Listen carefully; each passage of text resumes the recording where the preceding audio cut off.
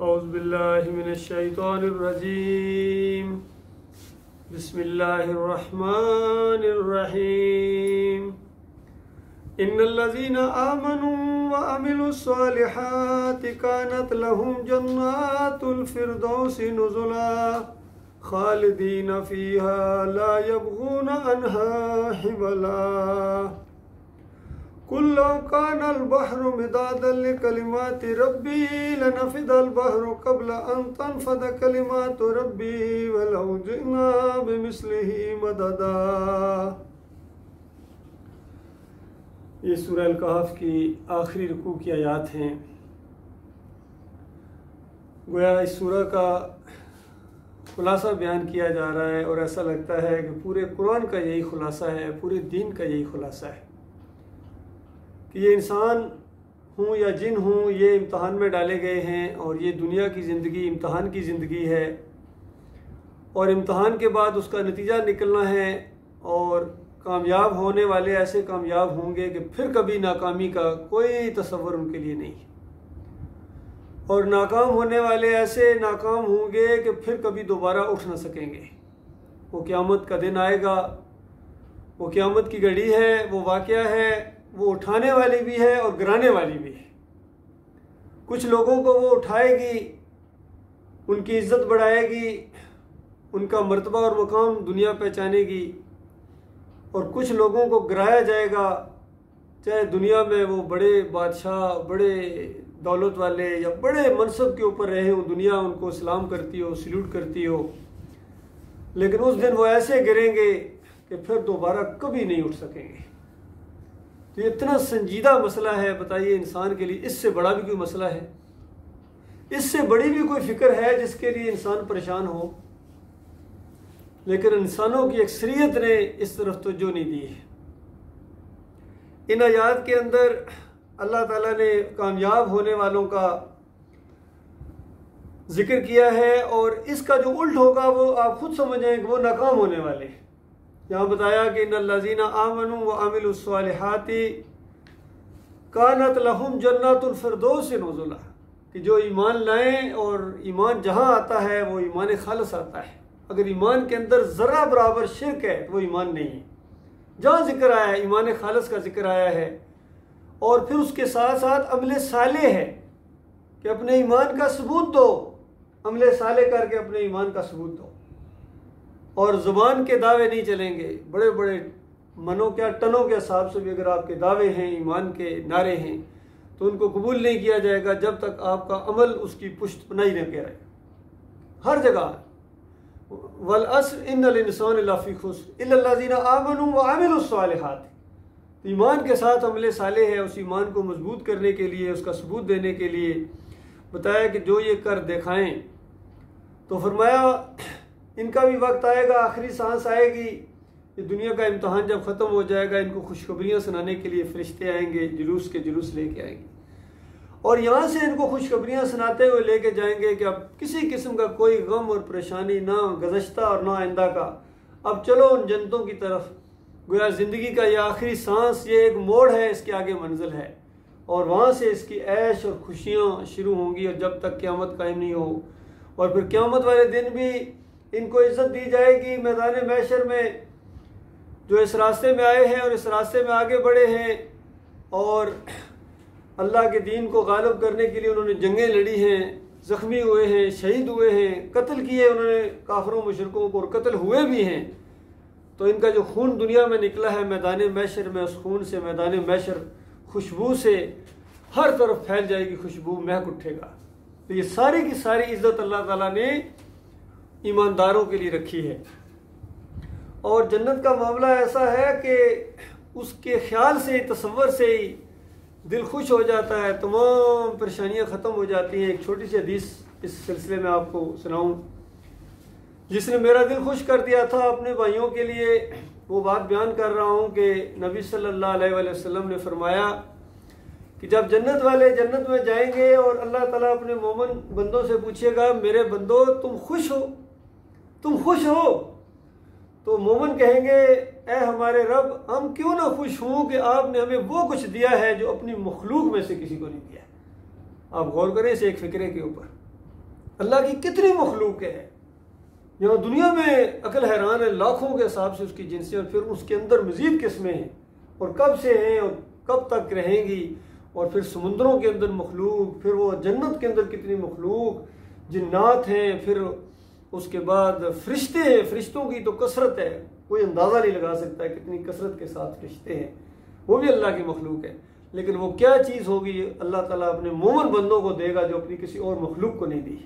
इस तरह खुशी के साथ कहेंगे कि मालिक आपने हमें वो कुछ अता फरमा दिया है जो अपनी मखलूक में से किसी को नहीं दिया है, हम क्यों नहीं खुश होंगे।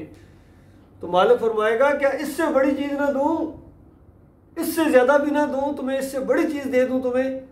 तो मोमिन हैरान हो जाएंगे और कहेंगे या अल्लाह इससे बड़ी, इतनी बड़ी जनतें, इतनी बड़ी खुशियाँ कि जो मुंह से निकलता है हुक्म सादर फरमाते हैं बादशाहों की तरह, वो पूरी हो जाती है बात जो दिल के अंदर तसव्वुर करते हैं। कोई एक तसव्वुर करे कि मेरे लिए 1 लाख सोने चांदी के महलात होने चाहिए, तो उसके बाद उसी लम्हे वहाँ हो जाएंगे और वहाँ उसकी खुशियाँ, ऐसे ऐसे महलात, ऐसे ऐसे कमरे, अंदाज़ा लगाइए अगर हैरान है कि अंदर बैठे हुए पूरे महल का बाहर से नज़ारा करेगा बंदा जन्नती, बाहर से भी उसका महल उसको नजर आएगा।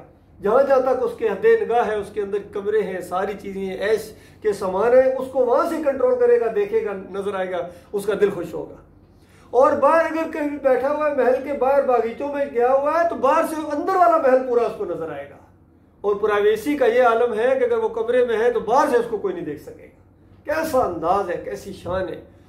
और वहाँ कोई गाल गलोच, कोई बेहुदगी, कोई लम्हे के लिए भी टेंशन नहीं होगी कि बिजली चली गई या कोई और गर्मी ज़्यादा तेज़ हो गई या सर्दी ज़्यादा तेज़ हो गई या खाने में कुछ देर हो गई या कोई बाल बराबर कोई लड़ाई झगड़ा अपनी उन बीवियों के साथ, दोस्तों के साथ। ऐसी ऐसी ऐश और ऐसी ऐसी चीज़ें, अकल हैरान है कि इतना ज़्यादा मालिक उसको देगा। और जब वो मोमिन सुनेगा कि मालिक कह रहा है इससे ज़्यादा ना दे दूँ, इससे बड़ी चीज़ ना दे दूँ, तो हैरान हो जाएंगे जन्नती और कहेंगे मालिक इससे बड़ी क्या चीज़ हो सकती है। मालिक की तरफ से ऐलान किया जाएगा कि आज के बाद हमेशा हमेशा के लिए मैं तुमसे कभी नाराज़ नहीं होगा। तो अंदाज़ा लगे ये चीज़ उससे भी बड़ी है, अल्लाह की रज़वान है। कितना खुशी का मामला होगा मोमिनों के लिए। और फिर ये भी मामला आएगा पेश कि मौत को जन्नत और जहन्नम के दरमियान रखा जाएगा और कहा जाएगा पहचानते हो इसको, सारे पहचानेंगे ये मौत है। और उसके बाद मौत को ज़िबा कर दिया जाएगा, मौत को गया मौत दे दी जाएगी। ये बात जनतियों की खुशी के अंदर और इजाफा करेगी कि कोई अब मरना नहीं, हमेशा हमेशा यहाँ जीना है और ऐश करनी है। और इस आयत के अंदर बताया कि इनके लिए जन्नतुल फिरदौस है। जन्नतुल फिरदौस सबसे बड़ी जन्नत, सबसे ऊपर जन्नत। जन्नतों के अंदर जन्नत के ऊपर 100 दर्जे हैं और एक दर्जे के दरमियान इतना फासला जितना ज़मीन और आसमान का। इस तरह फासले हैं दर्जात के अंदर। और फिर उनके अंदर फिर मज़ीद दर्जात हैं। तो जो सबसे ऊपर वाली जन्नत है उसका नाम है जन्नतुल फिरदौस। और ये अल्लाह ताला ने सारी जन्नतें, जन्नतों से ऊपर आम जन्नतें हैं, वो आम मोमिनों के लिए जो ईमान अकीदा दुरुस्त करें, अमल साले करें। लेकिन उन जन्नतों से ऊपर जो जन्नतें शुरू होती हैं वो मुजाहिदीन के लिए हैं, जो जहाद करते हैं अल्लाह के रास्ते में, जितनी कोशिश करते हैं अल्लाह के दीन को गालिब करने के लिए, अपनी जान लगाते हैं, अपना माल लगाते हैं, अपनी सोच लगाते हैं, अपनी सलाहियतों को लगाते हैं इसको गलबा करने के लिए। और ये इनके दर्जात को बुलंद करने के लिए अल्लाह ने ये निज़ाम रखा है। वरना वो चाहे तो एक इशारे के ऊपर सब कुछ कर सकता है। अल्लाह के बंदों कभी ना सोचना कि कोई अल्लाह को कोई मजबूरी है जो अल्लाह तुम्हें ये कह रहा है कि जहाद करो, नमाजें पढ़ो, रोजे रखो, नेक काम करो, ये तुम्हारे फायदे के लिए, तुम्हें नवाजने के लिए मालिक ने सारा निज़ाम रखा है। मालिक नवाजने वाला है, अता करने वाला मालिक है, ऐसा अजीम रब है। तो इतना कुछ अता फरमाएगा। तो जन्नतुल फिरदौस, जन्नत की सारी नहरें जन्नतुल फिरदौस से निकलती हैं और जन्नतुल फिरदौस से ऊपर गया अर्शे अर्रहमान है।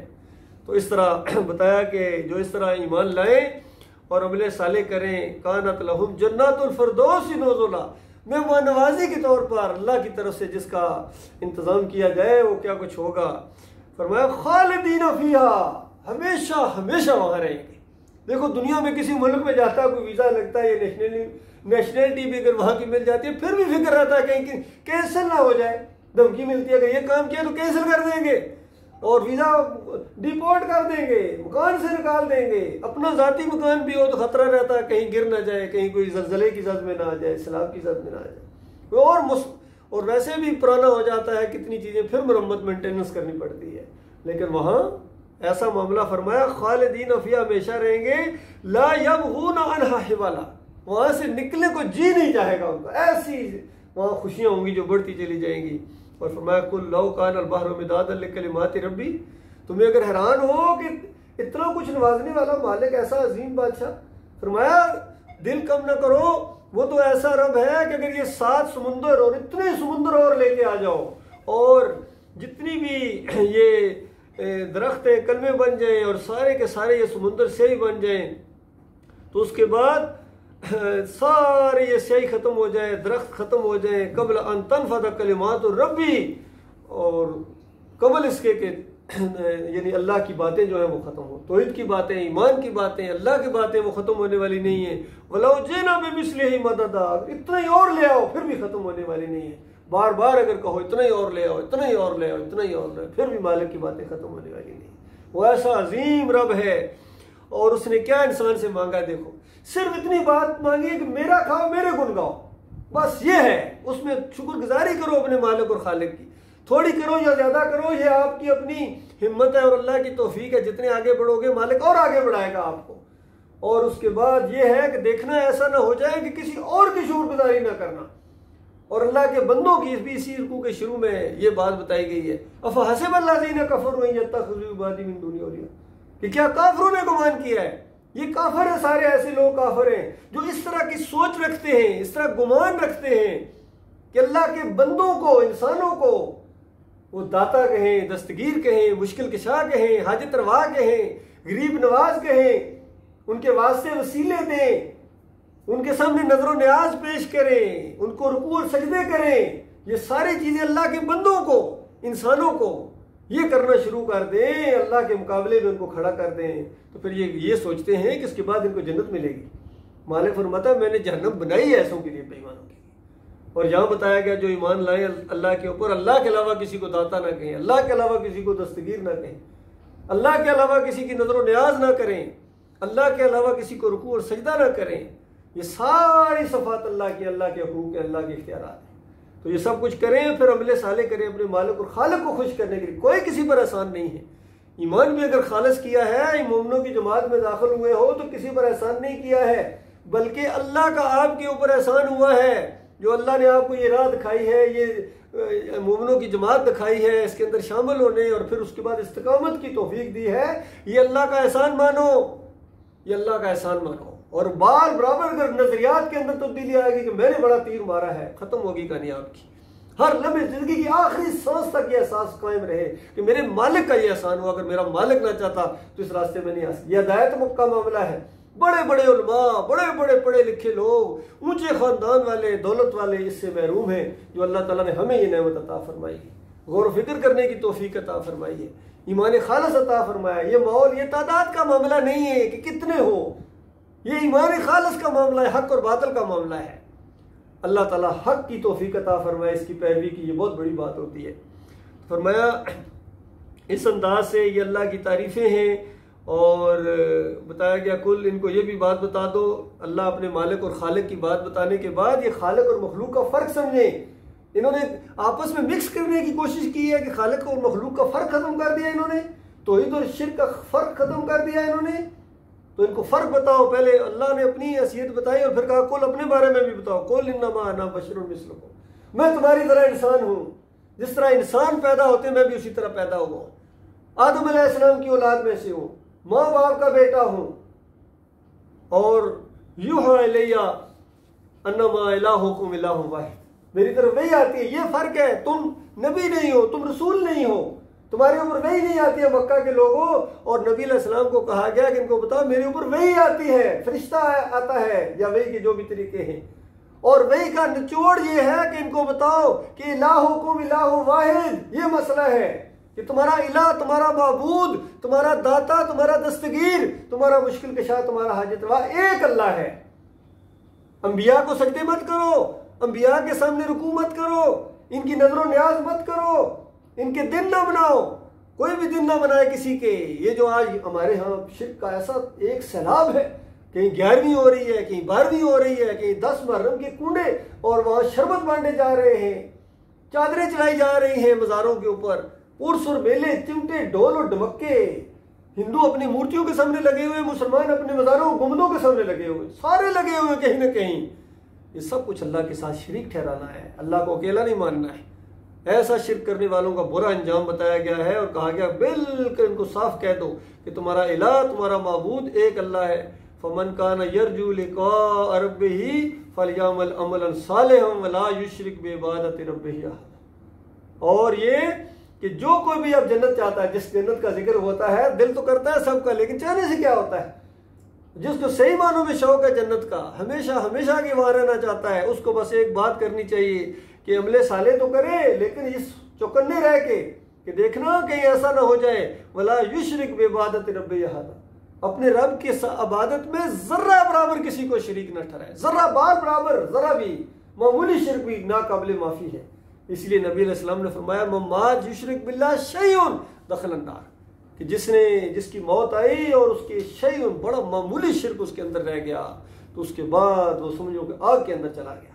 जरा बराबर भी इस तरह शिर्क से भागना है, जहाँ शिर्क की बू भी आए वहां से भागो। अल्लाह के बंदो, अल्लाह के अलावा किसी और को नहीं पुकारना है, किसी और की नजरों में ये तो या अली मदद, या रसूल अल्लाह मदद, या ये तो पहाड़ों से बड़े शिर्क है, मामूली शिर्क भी नहीं करना है। बार बराबर भी अपने सर को किसी के सामने नहीं झुकाना है। ये सर, इज्जतदार सर एक अल्लाह के सामने झुकने के लिए बना है, और किसी और की शुक्रगुजारी, किसी और का डर, खौफ, तवक्कुल, भरोसा, ये सारी चीज़ें जो हैं ये खुर्ज के निकाल दो।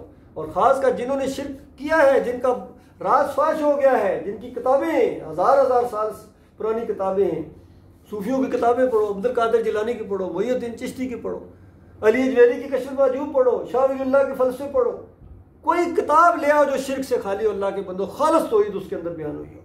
कोई नहीं, आला हजरत हो या अबू लाला हो, सारे हैं एक से एक बढ़कर शिर्क की थपकी देने वाले। तो इन सारे शिर्क का इनकार करना है, और जरा बराबर इनके साथ हमारा कोई तल्लुक नहीं है, बिल्कुल बेजारी का ऐलान करते हैं। जो शिर्क फैलाते रहे, अल्लाह के दीन को इन्होंने खालिस नहीं रखा है, और इसी वजह से आज मुसलमानों को पूरी दुनिया में जो इनकी दुर्गत बनी हुई है, इनकी जिल्लत और ख्वारी, ये इसी शिर्क की वजह से है। जब शिर्क खत्म हो जाएगा, सारे मसले तुम्हारे चुटकियों में हल हो जाएंगे। वान तुम लालाउना इनको तुम मोमिनी, वहां बताया गया तुम्हारा सर बुलंद रहेगा अगर तुम मोमिन बन जाओ, मोमिन बनो। ये हमारे उलमा, हमारे बड़े लीडर ये तकरीरें तो करते हैं कि अल्लाह कह रहा है तो तुम्हारा सर बुलंद रखूंगा अगर तुम मोमिन बन जाओ। तो आज के हमारे नौजवान है, कौम है, वो समझते हैं मोमिन भी हैं और सर बुलंद होने की बजाय हर साल झुकता जा रहा है, जिल्लत और ख्वारी। तो शायद अल्लाह का ये जो वायदा था, ये सिर्फ तसल्ली देने के लिए था। तो अपनी कौम को, अपने भाइयों को ये बात बतानी है कि वादा बिल्कुल सच्चा है, लेकिन मशरूत वादा है, शर्त के साथ। इनकुन तुम मोमिनीन, तुम मोमिन बनो। ये तुम कैसे मोमिन हो? जिस तरह बनी इसराइल को कहा गया था तुम कैसे मोमिन हो, तुम्हारे दिमागों के अंदर से बछड़ा नहीं निकल रहा है, तो तुम कैसे मोमिन हो? आखिरी उम्मत के लोगों, तुम्हारे दिमागों के अंदर से ये मज़ार और उर्स और मेले और ये तुम्हारे बाबे नहीं निकल रहे हैं, कैसे मोमिन हो? ये मोमिन हो? कोई बरेलवी बना हुआ है, कोई देवबंदी बना हुआ है, कोई अहले हदीस बना हुआ है, सल्फी, हमली, शाफी, कादरी, चिश्ती, कौन कौन से फिरके हैं तुम्हारे जिनके अंदर तुम हो? जमहूरियत बजाते खुद है, कुछ शकाना नजाम। और मोमिन बनो, मोमिन बनो, फिर देखना अल्लाह ताला का वादा कैसे सच्चा है।